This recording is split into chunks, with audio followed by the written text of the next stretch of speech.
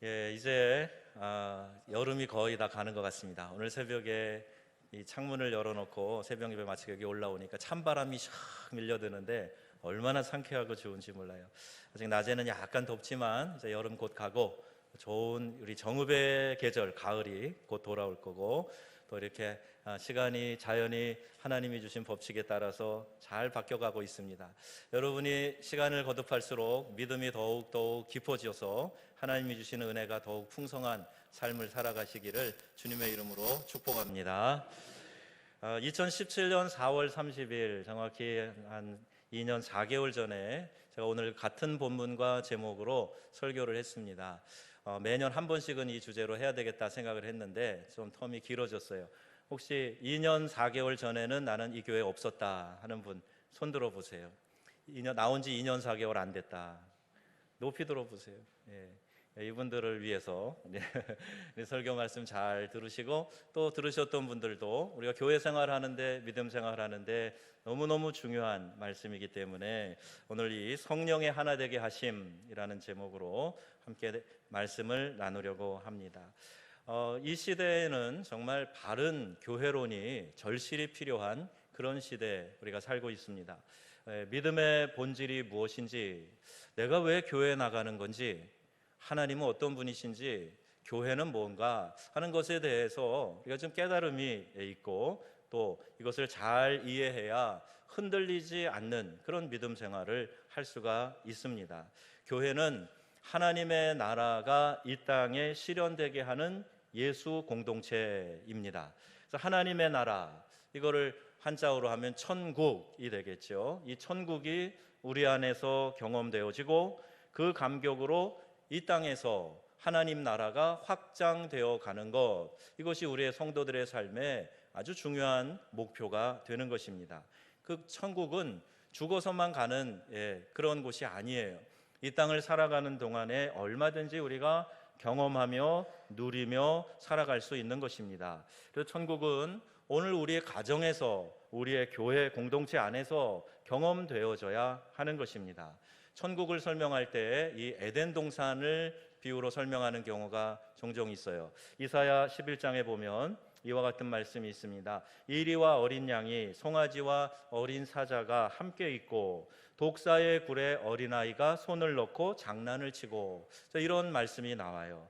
이것이 이제 다시 회복된 이 땅, 또 하나님의 나라에서 보여지는 현상입니다. 힘센 것과 약한 것이 함께 공존한다는 거예요. 에덴은 기쁨이란 뜻이에요. 기쁨의 동산입니다. 즉 독사의 굴에 손을 넣고 장난을 칠 정도로 재미가 있다는 겁니다. 설렘이 있다는 것이고 기쁨이 있는 곳이에요. 적대적이지 않은 곳, 그것이 바로 천국입니다. 이리가 양으로 변한 것도 아니고요, 사자가 송아지로 변한 것도 아니에요.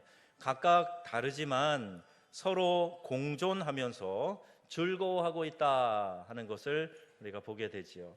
이 사회가 점점 더 이 양극화 현상이 심해져 가고 있습니다. 좌파, 우파, 중도, 보수 다 각각의 입장을 가질 수 있는 거지요. 그런데 상호 존중해야 건강한 사회일 텐데 자꾸 갈등을 부추기는 거예요.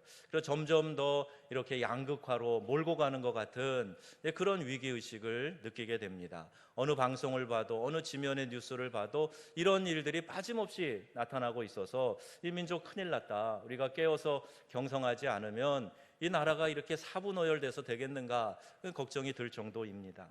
교회는 이 땅의 여러 다른 사람들이 함께 하나됨을 누리는 천국 백성의 공동체, 이게 교회입니다. 신분과 계급이 아주 첨예하게 나누어져 있던 그런 과거 사회에서도 종과 주인이 예수 믿는 신앙 안에서 함께 예배를 드렸어요. 양반과 백정이 함께 예배를 드렸습니다. 여기 이 김제에만 가도 금산교회 아름다운 미담이 있지 않습니까? 주인과 머슴이 함께 예배를 드리고, 그 머슴이 더 교회에서 인정받아 장로가 되고, 이런 일들이 이 기독교 역사 가운데 얼마든지 발견되는 일들입니다. 남자와 여자가, 부한 자와 가난한 자가 함께 예배를 드리는 것을 통해서 하나님의 사랑을 실천하고 성령의 하나 되게 하심을 경험하는 놀라운 공동체가 바로 교회였다 하는 거죠. 이 하나됨 속에서 폭포수처럼 쏟아지는 그 하나님의 은혜를 경험하게 되는 것입니다. 우리의 대적 마귀는, 원수는 갈등을 일삼고 자꾸 나누고 서로를 적대시하게 합니다. 하지만 우리 성도들은, 믿음의 사람들은 사랑의 교제를 통해서 성령께서 하나 되게 하신 것을 힘써 지키는 사람들입니다. 여러분 안에 이 성령의 역사로 하나됨의 기쁨을 누리시기를 주님의 이름으로 축원합니다. 교회는요, 영혼 구원해야 하는 사명을 가지고 있는 공동체예요. 우리가 왜 이렇게 교회에 모여 있느냐? 가장 중요한 이유가 우리 교회를 통해서 잃어버린 영혼을 구원하라는 거예요. 복음 전도해서 영혼들을 건져내는 구조선의 역할을 하라고 하나님이 교회를 세우신 겁니다. 전도를 위해서 우리가 전도의 부담도 갖고 있고 어떻게 해서든지 전도하고 싶고, 그래서 전도 방법을 배워요. 성경도 외우고 전도 방법도 공부하고 그렇게 합니다. 아주 필요한 일이죠. 그러나 보다 앞서서 더 중요한 근원적인 것이 있는데, 그것은 우리가 그리스도의 사랑으로 충만해서 그 사랑의 공동체를 이루는 것이야말로 가장 강력한 전도의 방법이 되는 것입니다. 말로 10마디 하는 것보다 사랑을 한번 실천함으로, 예수 믿는 사람 달라, 저 교회 사랑을 나누고 베푸는 일에 익숙해, 훌륭해, 그러면 사람들에게 복음이 들어가게 되는 거죠. 사람들에게 사랑을 느끼게 해 주어야 된다, 이 말이지요. 너희가 서로 사랑하면 내 제자인 줄, 너희가 내 제자인 줄 알리라. 예수님도 이렇게 말씀하셨어요. 이 제자들이 서로 다투고 서로 누가 더 높으냐고 싸우고 그럴 때 그게 아니고, 너희들이 서로 사랑하면 자연스럽게 세상이, 사람들이 너희가 내 제자인 줄 알게 될 거야. 서로 사랑하면 입소문이 나게 될 것이죠. 사람들이 와보고 싶어 할 겁니다. 안드레가 전도한 것처럼 와봐라 이렇게 얘기하는데, 그럴까? 이런 마음의 공감이 생기게 되는 거죠. 왜 그렇습니까? 이 세상에는요, 진정한 사랑이 없어요. 조건적이고 또 냉랭하고 건조하고 퍽퍽하기 때문에 어디에 정말 따뜻한 사랑과 안식이 있는가, 사람들이 찾아 헤매고 있는 그런 상황입니다. 왜 당신은 그 교회를 가십니까? 이렇게 물을 때 들려주고 싶은 얘기가 뭡니까? 또 그럴 때 가장 내가 듣고 싶은 얘기가 뭐예요? 우리 교회는 사랑이 많아요. 우리 교회는 사랑이 풍성한 교회입니다. 우리 교회는 장로님, 권사님, 목사님, 우리 교회 집사님들이 아주 사랑의 사람들이에요. 이 말이 가장 도전이 되고 기뻐하는, 듣고 싶은 얘기, 하고 싶은 얘기 아니겠습니까? 내 교회 다니면서 영혼 구원을 위해서 전도하기는커녕 전도의 문을 막는 그런 일은 해서는 안 됩니다. 어떤 것입니까? 사랑을 실천하지 않을 뿐더러 더 나아가서 비난하고 불평하고 불평하고 원망하는 거예요. 여러분, 마음에 안 든다고 밖에 나가서 여러분의 엄마 아빠를, 사랑하는 자녀들을 험담하고 다닙니까?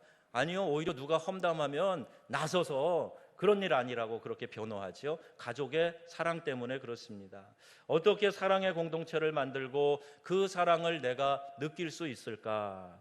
여러분, 주일 예배 한 번 참여하는 걸로 부족해요. 자주 모여야 됩니다. 공예배 모이고 소그룹 모임인 이 목장 모임, 기관 활동 이런 데 참여해야 돼요. 즉 영적인 교제, 이것을 코이노니아라고 하는데, 이 교회를 이루는 아주 중요한 4개 기둥 중에 하나예요. 영적인 교제가 소그룹 안에서 다이나믹하게 일어나거든요. 그러니까 목장 모임에 가야 되고 기관 활동을 하면서 그 안에서 성도의 교제가 이루어져야 됩니다. 왜 목장 모임을 합니까? 함께 음식 먹고 함께 기도하고 서로 격려해주고 기도해주는 그런 소그룹 모임이 목장 모임이기 때문에 이것을 교회에서 적극적으로 여러분들에게 추천하고 하시라고 하는 거예요. 교회의 영향력은요, 사이즈에 있지 않습니다. 교제도 모르고 사랑도 모르고 복음의 기반에 서 있지 않은 사람이 수천 명이 모여도 아무 소용이 없어요. 교회의 영향력은 그런 데 있지 않습니다. 건물에 있지 않습니다. 교회의 영향력은, 그 능력은 우리가 얼마나 서로 사랑해서 하나님의 말씀을 실천하느냐, 여기에 있어요. 우리 한국의 대동강변에서 순교한 토마스 선교사를 보낸 영국의 하노버 교회는 아주 작은 교회예요. 사진 있으면 한번 띄워주세요. 바울과 바나바를 파송했던 안디옥 교회도 동굴 교회라고 돼 있어요. 이 안디옥 교회도 작은 교회입니다. 입구가 이렇게 동굴문처럼 돼 있고 안에 들어가서도 이렇게 사람들이 둘러 앉아봐야 그렇게 많은 사람이 앉을 수 없는 저런 교회예요. 그런데 바울과 바나바를 선교사로 파송하면서 성령의 지시하심에 따라 순종한 이 교회가 지금 전 세계에 복음을 전하는 중요한 역할의 중심에 있었다, 선교 본부였다 하는 것이 놀라운 일이지요. 교회의 영향력은 바로 이런 데 있는 겁니다. 진정으로 서로 사랑하고 세워주고, 그렇게 하면 세상 사람들이 사랑의 본질이신 하나님을 알게 된다는 거예요. 너희가 보이는 형제를 사랑하지 않으면서 보이지 않는 하나님을 사랑한다고? 그건 말도 안 되는 얘기야. 사실이 아닌 거야. 이렇게 성경은 우리에게 가르쳐주고 있지요. 진정 서로 간의 사랑이 있을 때 그 사랑의 능력에 사람들이 감동하게 되고 사로잡히게 되는 겁니다. 초대교회 성도들은 천국을 보여줬어요. 엄청난 핍박 가운데 사람들이 교회에 몰려든 이유가 믿는 성도들이 천국을 그들의 삶으로 보여줬기 때문이에요. 나중에 가서 들어갈 파라다이스가 아니라 지금 우리의 삶이 이렇게 아름다운 삶이 될 수 있다 하는 것을 삶으로 실천함으로 보여줬던 겁니다. 교회가 성장하는 것은 프로그램에 있는 것이 아닙니다. 하나됨에 있습니다. 그 모든 것을 해낼 수 있는 것이 바로 하나됨의 능력이기 때문에 그렇습니다. 성경은 말씀하지요. 평안에 매는 줄로 성령이 하나 되게 하신 것을 힘써 지키라 말씀하고 있어요. 하나됨을 힘써 지켜야 된다는 겁니다.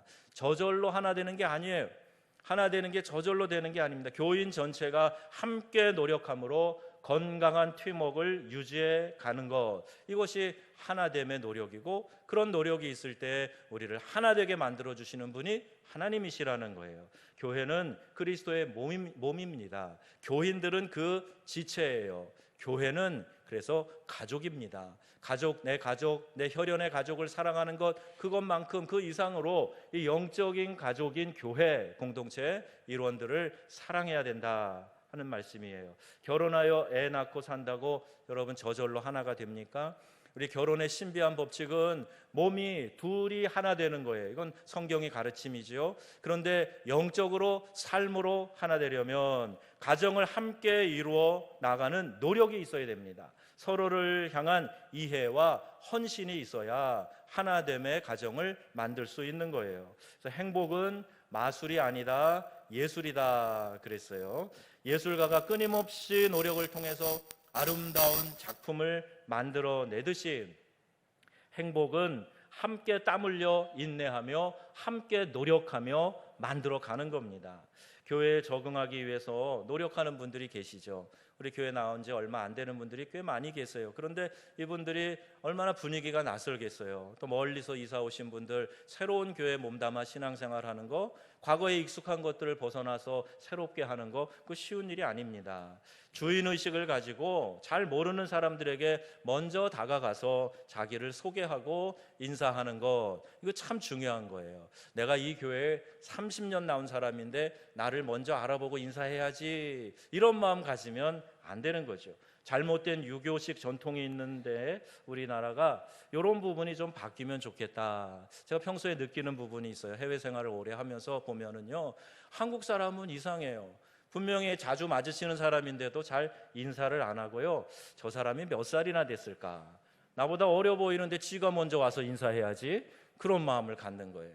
내가 여기 더 오래된 사람인데 회원 등록한 지 더 오래됐는데 쥐가 신입이면 와서 먼저 인사해야지. 그런 마음 갖는 것 같아요. 제가 여기 근처에 운동하는데 자치센터인가 거기 가서 일주일에 몇 번 아침에 새벽 예배 마치고 갑니다. 근데 처음에는요, 다 낯선 사람이죠. 다 저를 좀 이렇게 이상하게 보는 거예요. 그런데 이제 얼굴이 익혀지고 가서 인사하고 교회 목사라고 하고 그러면서 이제 많이들 친해졌어요. 근데 아직도 낯선 얼굴들이 있거든요. 근데 인사를 제가 먼저 가서 하기 전까지 눈치만 보고 있어요. 기싸움하고 하는 것 같아요. 그래서 제가 빨리 가서 인사를 하면 거기서도 막 당황하면서 친절하게 공손하게 인사하는, 그게 우리의 좀 마음은 그렇지 않은데 좀 서툰 우리의 태도지요. 제가 섬겼던 어떤 교회는요, 장로님이 한번 청년의 담당 사역자를 호출한 적이 있었어요. 왜 그랬냐면 청년들이 내가 교회 장로인데 인사도 안 한다고. 막 야단을 치시는 거예요. 그럴 게 아니라 청년들이 뭐 익숙합니까? 내가 먼저 가서 반가워, 우리 교회 나오는 청년이야, 그리고 인사하고 어깨 두드려주고 그러면 그 청년이 인사 안 하겠습니까? 근데 우리는 이상한 유교의 잘못된 전통에 빠져가지고 그렇게 못할 때가 있어요. 교회에서요 이런 것을 먼저 타파해야 됩니다. 어른이 먼저 젊은이들에게 다가가는 거예요. 교회 나온 지 오래된 분들이 새 가족들에게 먼저 다가가는 거예요. 그리고 인사하는 거예요. 네, 아무개 집사입니다, 아무개 권사입니다, 장로입니다, 이렇게 인사하고 소개하고 그러면 얼마나 더 화기애애하고 또 금방 익숙해지고 얼마나 마음이 편안함을 누리게 되겠는가. 교회의 성숙은요 오래된 곳에 있지 않고 나이에 있지 않습니다. 내가 얼만큼 믿음으로 사랑을 실천하느냐에 있어요. 그래서 성숙한 신앙인들은 먼저 사랑을 나누고 베푸는 믿음의 사람인 줄로 믿습니다. 또 어떤 조직체도요 잘 되는 조직은 한두 사람에게 의지하지 않습니다. 팀워크가 단단한 조직의 시너지 파워는요 상상할 수 없을 만큼 큰 건데 함께 일해야 됩니다. 함께 작은 일이라도 내가 교회에 나와서 봉사하고 있으면 참 재미있어요. 보람이 있습니다. 소속감도 더 강하게 느껴지게 되는 거예요. 그런데 한번 딱 와서 주일 예배 한번 드리고 가면요 자꾸 내가 낯선 사람인 것 같고 이 기분이 잘 가셔지지 않고 오래 갑니다. 요즘 직장에서 사람을 뽑을 때 제일 먼저 고려하는 것이 있는데 그 사람 개인의 스펙이나 능력이 아니라는 거예요. 저희 세대만 해도요 스펙을 쌓기 위해서 많이 노력들을 했어요. 그래서 이력서에 여러 가지를 써 넣으면 대단히 훌륭한 사람, 채용도 잘 되고 그랬는데 요새는 그렇지 않습니다. 스펙이 어떻든 뭐 토플, 토익을 몇 점을 맞았던 그것보다 더 중요한 게 뭐냐 하면 이 사람이 팀워크를 잘 이루면서 같이 일할 수 있는 사람이냐, 아니면 뭐가 나서 자꾸 사람들하고 부딪히고 불편하게 만드는 사람이냐, 이것이 판단의 기준이 된다는 거예요. 어우러짐이 있는가, 이걸 살핀다는 겁니다. 그래서 요새는 스타 플레이어보다 팀워크를 잘 이룰 수 있는 사람을 더 중요하게 고려한다. 이 사회는요, 이 회사는 영리를 추구하기 때문에 벌써 이렇게 앞서서 이 일을 행하고 있는 거예요. 팀은 재미있어야 됩니다. 나와 함께 일하는 사람을 신나게 사역할 수 있도록, 일할 수 있도록 돕는 것이 그게 리더들의 사명이에요. 나와 옆에서 같이 일하는 사람이 재미있게 일하도록, 신나게 일하도록 격려하고 그런 분위기를 만들어 가야 된다는 거죠. 하나님이 주신 꿈을 어떻게 마음껏 펼칠 수 있는지 도와주는 사람, 그 사람이 멘토요, 그 사람이 영적인 지도자라는 겁니다. 나 믿음 있어요, 입으로 얘기해도 내가 사랑을 실천해서 다른 사람들에게 좋은 선한 영향력을 끼치고 사람들을 세워주고 있어야 믿음이 있는 사람이에요. 그렇지 않으면 그건 하나님이 말씀하시는 선한 마음, 믿음이 아닙니다. 목회자는 지휘자입니다. 오케스트라의 지휘자는 아무 소리도 내지 않습니다. 다른 사람들이 소리를 잘 내게 하고 얼마나 조화를 이루도록 하느냐, 그게 좋은 지휘자의 능력이죠. 목사가 이것저것 다 잘하는 팔방미인이 되어야 되는 것이 아니고 질서와 조화를 이루도록 지휘하고 맡겨야 좋은 교회가 될 수 있는 거예요. 평신도들이 동력이 되어서 교회를 위해서 재미있게 함께 수고하고 함께 헌신에 땀을 흘리는 것, 이게 좋은 교회랍니다. 그리고 이렇게 그렇다고 해서 오케스트라의 연주자들이 각자 곡 해석을 자기 마음대로 해서는 안 돼요. 지휘자에게 곡 해석을 맡겨야 됩니다. 그리고 나서 해석된 곡을 가지고 자기가 연주를 하는 거예요. 제가 연예인 합창단이 한번 어디에 나온 것을 영상으로 봤는데요, 연예인들이니까 얼마나 뛰어난 가수들 아니에요? 노래 잘할 것 같았는데 아주 그냥 평범이하였어요. 왜 그랬는가 봤더니 각각 자기의 개성대로 부르는 거예요. 합창을 하는데 개성대로 부르는 거예요. 그거 별로입니다. 그래서 교회는 좋은 하모니가 이렇게 이루어질 수 있도록 해석하고 이끌어가고 지휘할 때 자기의 역량껏 거기에 연주하면서 하모니를 이루어 가야 된다. 그 말씀입니다. 또한 함께 한다는 것은요, 각 사람들의 장점을 살릴 수 있도록 하는 것이지 단점을 지적하기 위해서가 아니에요. 다 좋은데 이게 문제야 라고 생각하는 것이 문제예요. 사람은 누구에게나 장점이 있고 단점이 있어요. 장점을 주목하고 찾아보는 것이 공동체 각 일원의 마음의 자세가 돼야 됩니다. 누구를 대할 때에도 이분은 이런 게 좋으셔, 이분은 이런 좋은 특징이 있어, 이걸 자꾸 얘기해야지. 이분은 참 훌륭한데 요거가 문제더라고, 그 사람 요게 단점이야. 이런 이야기를 자주 하는 사람은 성숙한 사람이 아니고 공동체의 팀워크를 오히려 깨는 사람이에요. 여러분, 사금을 캐는 걸 보셨습니까? 서부 개척 때 또 어느 탄광에 가면 요만한 금 조각 하나 발견하기 위해서 수많은 흙덩이를 물에다가 이렇게 쓸려내 가지고 금 조각을 발견하는 거예요.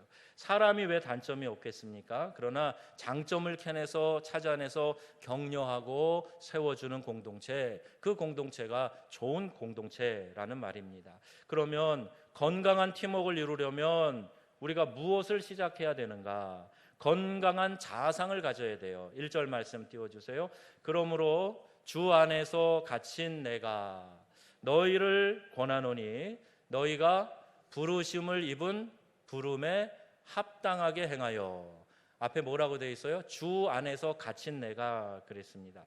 내가 건강한 자아상을 가지고 있느냐, 부정적인 자아상을 가지고 있느냐에 따라서 공동체가 달라져요. 자신을 어떻게 여기느냐에 따라서 행복의 크기가 결정됩니다. 부정적인 자아상을 가진 사람은 대인관계에 문제가 많습니다. 피해의식이 강하기 때문에 그래요. 사람들이 자신을 괴롭히기 위해 존재하는 것으로 생각합니다. 방어기제가 많고 방어의식이 강해요. 그래서 있는 그대로 받아들이지 못하는 겁니다. 언어가 부정적입니다. 자신의 이미지가 부정적이라 모든 것을 부정적으로 받아들이는 거예요.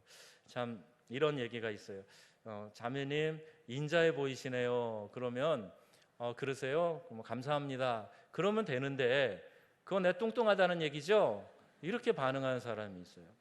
자매님 얼굴이 참 귀엽게 생겼네요. 그러면요 그대로 받아들이면 되잖아요. 그거 예쁘지 않단 말 돌려서 하는 거 아닌가요? 이렇게 얘기하는 분들도 있어요. 무슨 말을 해야 될지 모르죠. 그런 분들한테 말끝마다 말꼬투리를 잡는 것은 내가 내 내면이 건강하지 못하다라는 그런 뜻입니다. 어떤 경우에는요 내 뜻대로 안 되면 힘으로 하려고 합니다. 그래 그 힘으로 하는 것이 큰 소리 치는 거고 나의 권위로 다른 것의 권위로 누르려고 하는 이것이 다 폭력이에요. 이것이 다 내가 건강하지 않다는 이야기입니다. 바울은 말합니다. 하나님의 거룩한 꿈을 위해 부름받은 존재라는 그 의식을 분명히 가지고 있었어요. 그래서 1절에 그가 지금 감옥에 갇혀 있는데 내가 그리스도 예수 안에 있다 이렇게 이야기를 하고 있는 거예요. 놀라운 것이죠. 내가 주님 안에 함께하고 있다, 주님 안에 들어있다 이렇게 이야기를 하는 거예요. 현 주소가 감옥이 아니라 in Christ, 그리스도 안에 있다 이렇게 이야기하고 있습니다. 하나님의 나라를 누리고 살고 있는 사람은 그 어디나 주님과 함께하기 때문에 그 어떤 것도 그를 구속할 수 없고 세상의 그 어떤 것도 그를 억울할 수 없는 거예요. 그래서 우리 찬송 가운데 주 예수와 동행하니 그 어디나 하늘나라 이런 찬송이 있잖아요. 주님과 함께 있으면 어디나 하늘나라, 초막이나 궁궐이나 내가 어디 빈들에 있으나 산에 있으나 주님과 함께 있으면 그 어느 곳이나 우리가 천국을 누리며 살게 되는 줄로 믿습니다. 그 마음을 우리가 가져야 되는 거예요. 오래전에요 시카고의 그 윌로우 크릭 교회에 한번 가봤어요. 거기 빌 하이벨스 목사님이 그분이 쓴 책에 이렇게 얘기하고 있습니다. 목사가 자기가 섬기는 교회에 줄 수 있는 가장 큰 선물은 건강한 자기 자신이다 그랬어요. 육체적으로, 정신적으로, 영적으로 건강한 목사가 되는 것이 교회에 줄 수 있는 가장 큰 축복이다 이 이야기예요. 맞는 말이죠. 병들면 여러분 나만 힘든 것이 아닙니다. 가정이 다 고통을 받습니다. 다 힘들고 웃음이 없어집니다. 목사가 육체적으로 병들거나 마음이 병들면 목사 자신만 고통이 아니라 공동체가 병들고 힘들어하게 되는 거예요. 교회 리더가 행복하면 성도가 행복한 겁니다. 리더가 우울한데 어떻게 공동체가 행복할 수 있겠어요? 목사가, 우리 장로님들이, 권사님들이 웃음이 없고 인상 쓰고 있으면 어떻게 교인들이 행복할 수 있겠습니까? 여러분 교회 왔을 때 너무 심각한 표정 짓지 마세요. 뭐 심각한 표정 지을 일이 뭐가 있어요? 인상 여러분 활짝 피시기 바랍니다. 우리 한국 사람은 이 근육 구조가 조금 신경 써야 웃을 수 있어요. 우리 날 때부터 약간 이렇게 인상 쓰는 형태로 이렇게 익숙해져 있기 때문에. 옆에 있는 분 여러분 한번 살짝 보시면서 물어보세요. 나 활짝 웃고 있니? 이렇게 한번 물어보세요. 한번 해보세요. 나 활짝 웃고 있니? 한번 물어보세요. 웃는데 막 이 근육이 막 경련이 일어나는 분들 계세요. 평소에 잘 안 웃으셔서 그래요. 여러분, 기쁨은요 성령의 표지입니다. 성령이 충만하다는 것이 어떻게 나타나는가? 기쁨으로 나타난다는 거예요. 아멘이십니까? 성령 충만하시기를 바랍니다. 성령 충만하십시오. 내 안에 기쁨이 충만하라는 얘기와 같은 거예요. 주 안에서 기뻐하라. 내가 다시 말하노니 기뻐하라. 기쁨을 명령하고 있습니다. 감정이 아니라니까요. 사랑도 의지로, 그래서 사랑도 명령하고 있는 거예요. 기쁨도 의지로 기뻐하라고 명령하고 있는 거예요. 그리고 이 명령 동사는 내가 너에게 기쁨을 주겠다. 사랑할 마음을 가져. 내가 너에게 사랑을 부어주겠다. 화자의 의지, 하나님의 의지가 바로 여기 들어있는 거예요. 여러분, 한 집에 가장이 인상 쓰고 집에 들어오면 아이들은 슬금슬금 자기 방으로 피합니다. 문 걸어 잠 거예요. 왜? 괜히 그 옆에 있다가 폭탄 맞을까 봐 그러죠. 너 숙제는 했어! 막 이러고 막 나오는 분들 계시잖아요. 그러니까 슬그머니 피하는 거예요. 인상 쓰고 들어가면 아이들이 불안해합니다. 한 리더가 열등의식과 비교의식, 낮은 자존감에 빠져 있으면 공동체는 자꾸 기쁨을 잃게 돼요. 자꾸 기쁨이 새 나가는 거예요. 우리가 누구입니까? 우리 각자가 하나님의 영광을 위하여 부르심을 받은 사람들이에요. 나는 이렇게 가치 있는 사람들이야. 예수님께서 나를 사랑하셔서 십자가에 달려 내 대신 죽어주셨어. 내가 예수님의 보혈로 구원받은 사람이야. 주님의 보혈로 하나님의 자녀가 된 사람이야. 나 함부로 보지 마, 깔보지 마. 내가 이렇게 귀한 존재야. 여러분 스스로 그런 의식을 가지셔야 돼요. 이 의식이 충만하면 누가 옆에 와서 뭐라 그래도 까딱없어요. 네가 뭘 한다 그래. 내가 누군데, 내가 얼마나 고귀한 존재인데 네가 몰라서 그러지. 이런 마음을 갖는 거죠. 나를 이렇게 사랑하시고 나를 축복의 통로로 삼아주신 분이 하나님이신데 네까지 꽤 뭘 한다고. 그 말 맞지 않아. 여러분 그렇게 일축하시고 여러분이 하나님 앞에서 너무너무 고귀한 존재이신 것을 마음에 깊이 깨달으시기를 주님의 이름으로 축복합니다. 이런 긍정적인 자아상을 가지고 창조의 하나님을 믿고 동행하면 새 역사가 일어나는 줄로 믿습니다. 사랑하는 성도 여러분, 우리 각자가 잊지 말아야 될 것, 건강한 자아상이에요. 아직도 내가 받은 상처, 내가 가지고 있는 아픔, 이것이 해결되지 않은 채 공동체에 있으면 결국 내 안에 내가 너무 많아요. 내 안에 가시가 너무 많아. 상대방을 계속 찌르게 돼요. 나도 모르는 사이에 말이 그렇게 튀어나가고 행동이 그렇게 튀어나가고 표정이 그렇게 지어지고 그래서 상대방을 아프게 찌르는 거예요. 내 안에 가시가 너무 많아서 그런 거예요. 그래, 긍정적인 자아상을 갖고 하나님의 사랑이 내 안에 풍성하면 그 가시들이 다 꺾여지고 무뎌져서 비로소 다른 사람을 따뜻하게 품을 수 있는 그런 영적인 성숙함이 우리 가운데 생기게 되는 줄로 믿습니다. 건강한 자아상을 가지면 이런 성품이 나타나요. 2절 말씀입니다. 모든 겸손과 온유로 하고 오래 참음으로 사랑 가운데서 서로 용납하고 그랬어요. 겸손은요, 자기를 비하시키는 게 아니에요. 여러분이 그런 말 많이 하잖아요. 막 상다리가 휘어지게 차려놓고 아유 차린 건 없지만 많이 드세요 그러잖아요. 그러니까 이게 낮추는 거라고 생각하는 거예요. 아유 제가 뭘 할 줄 아나요? 저는 아무것도 몰라요. 근데 여러분 이게 겸손이 아니고요. 진정한 겸손은 나보다 다른 사람을 낮게 여기는 거예요. 높여주는 겁니다. 이게 진정한 겸손이에요. 혹 그가 나보다 못하다고 생각이 돼도 그 사람을 더 높여주는 것, 이게 겸손이라는 거예요. 빌립보서 2장 3절 말씀이에요. 우리 함께 읽겠습니다.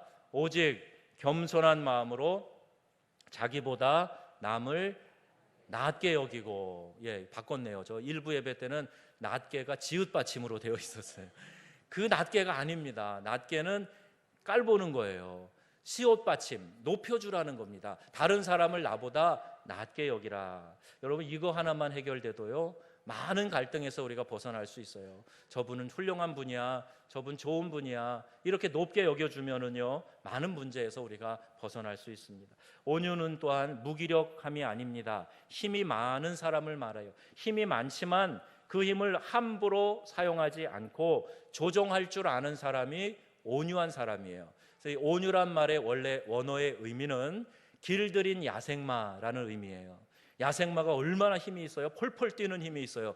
그런데 길들여지지 않으면 쓸모가 없는 겁니다.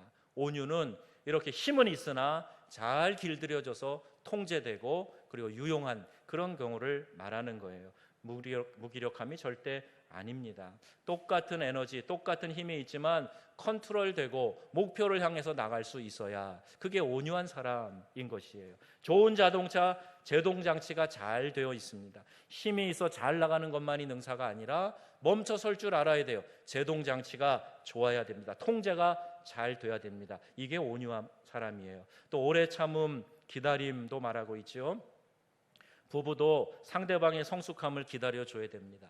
갓 태어난 아기가 걷지 못한다고 비정상적이라고 할 수 있습니까? 1년쯤 되면 그래도 다 걸어요. 그 전까지는 기다려주는 거죠. 서로의 성숙을 기다려주는 것, 이것이 오래 참음, 기다림이라는 겁니다. 또 용납이 나오죠. 용납은 경쟁하는 것이 아닙니다. 품는 겁니다. 이 세상이 얼마나 살벌한 경쟁 구도에 있는데 아니 교회까지 와서도 경쟁하면 됩니까? 교회에 와서는요 이런 사회의 경쟁 구도에서 좀 벗어나서 평안함을 누릴 수가 있어야 돼요. 서로를 품어줘야 됩니다. 겸손과 온유, 오래 참음과 용납이 공동체를 하나 되게 하는 힘이라고 말씀하고 있어요. 에덴 동산을 회복하고 천국을 누리는 삶을 살게 하는 것이 너무나 중요한데 이러한 덕목들을 우리가 실천하면서 살아야 된다는 겁니다. 이를 통해서 평화를 누리고 또한 소망이 넘치는 삶을 향해 나아갈 수 있기 때문에 그렇습니다. 이 겸손과 온유, 오래 참음과 용납이 저와 여러분에게 있어지기를 축원합니다. 어떻게 하나됨의 공동체를 만들어갈 수 있는가? 이 에덴의 공동체를 과연 우리가 만들 수는 있는 것인가? 성경에는 그럴 수 있다고 말씀합니다. 어떻게?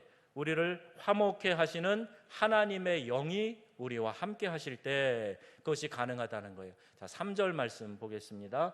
평안에 매는 줄로 성령이 하나 되게 하신 것을 힘써 지키라. 우리 다 같이 한 음성으로 시작. 평안에 매는 줄로 성령이 하나 되게 하신 것을 힘써 지키라. 아멘. 무엇으로 하나 됩니까? 성령으로 하나 되는 거예요. 내 노력만으로는 안 됩니다.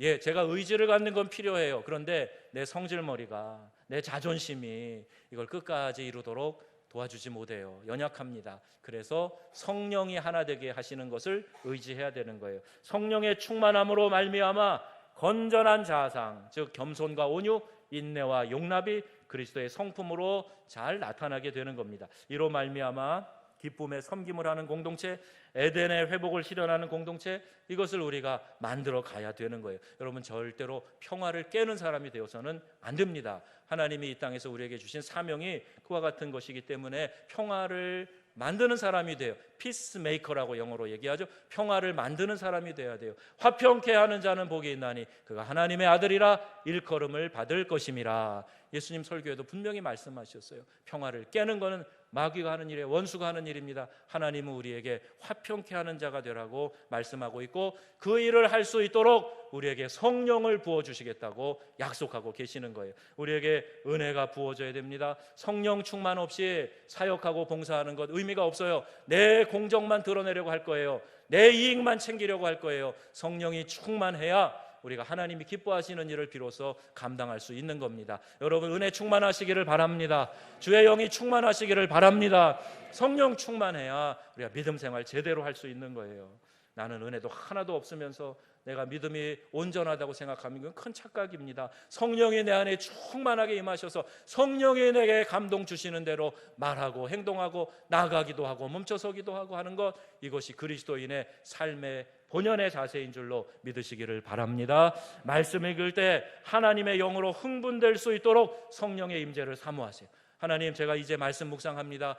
원저자이신 하나님께서 말씀을 깨닫게 해주세요. 그리고 성경을 읽는 거예요. 선포되는 말씀을 들을 때 아멘으로 응답하시고, 아멘 한 명밖에 안 하잖아요. 아멘으로 응답하시고, 찬양할 때 박수치며 좀 찬양하시고, 손을 들고 기쁨으로 찬양하시고, 찬양하다 감격스러워서 내가 눈물도 좀 흘려보고, 이런 감격이 우리 예배 가운데 있어야 되지 않겠습니까? 하나님이 우리 마음 가운데 이런 일들을 실현하라고 우리에게 예배를 허락해 주신 거예요. 얼마나 좋습니까? 영적인 감화와 도전이 있을 때 여러분 순종을 결단하는 헌신이 생길 수 있도록 성령의 은혜를 사모하시기를 바랍니다. 승리의 키는 성령이에요. 성령으로 말미암아 섬길 수 있고 높여줄 수 있고 하나됨을 경험하게 되는 겁니다. 성령이 충만하지 않으면 절대로 화평을 이룰 수가 없어요. 하나됨이 깨어집니다. 조금 노력하다가 포기하게 됩니다. 소망을 잊어버리고 막 살아가는 될 대로 되라 이런 식으로 하게 되어 있어요. 이 세상 살아가기가 여러분 얼마나 힘이 듭니까? 얼마나 힘든 도전들이 많이 다가옵니까? 마음을 긁는 일이 얼마나 많이 일어나고 있습니까? 여러분 내 심령의 평안을 깨는 사건들이 얼마나 많이 일어나고 있습니까? 사랑하는 여러분 은혜 받으시기를 바랍니다. 은혜 주시는 하나님께 주목하시기를 바랍니다. 예배 가운데 은혜가 넘쳐나야 돼요. 교회에 필요한 것은 예수 그리스도 한 분이에요. 그분 한 분이면 충분합니다. 그리스도의 영이신 성령님께서 우리를 다스리시고 우리 안에 성령으로 충만케 하시면 다 되는 거예요. 이 성령 충만을 사모하시기를 바랍니다. 날마다 매 순간마다 사모하세요. 과거에 내가 이런 은혜 생활했다 하나도 소용없어요. 지금 여러분이 어떤 은혜 생활을 하느냐 이게 중요합니다.